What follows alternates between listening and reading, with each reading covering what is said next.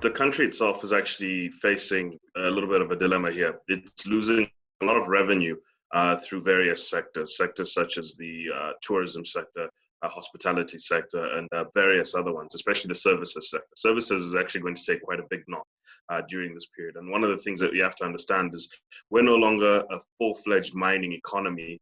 We're mostly a service-based economy with financial services as part of it, but various things now are part of it: retail, retail, hospitality, accommodation, administrative services. A lot of those services have now experienced a downward turn during this period. So in VAT costs, withholding tax, profit taxes, those are all going to take a downward spiral. The Minister of Finance was correct in stating that the government was going to experience lower income.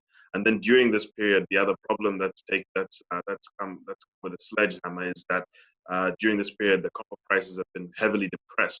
So the mining enterprises are not going to bring in as much revenue, nor will they bring in as many dollars during this period as well. So what you're seeing also is that mining revenue, mining tax revenue, mineral royalties, all those things are on a downward slide during this period. And at the same time, because the currency is getting weaker and weaker, because there's not as much mining dollars coming into the country, what you do see is that government's debt stocks get bigger and bigger, especially in Kwacha. So their debt repayment that they budgeted for, they didn't budget for the currency be sitting around 18 during this period. Now, there may be a moratorium on payments, but that doesn't mean that the debt isn't sitting on their books already.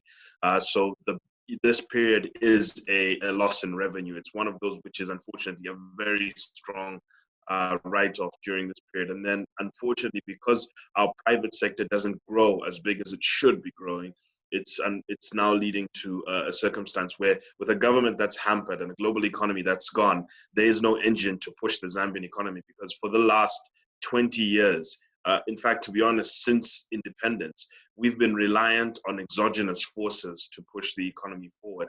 We've been reliant on foreign investors, we've been reliant on export, and we've been reliant on government spending. Those are the three biggest things that have had to push the economy forward. We've never actually been reliant on the private sector and the domestic business class to actually now try and push the economy forward, create jobs, create opportunities, and create various things.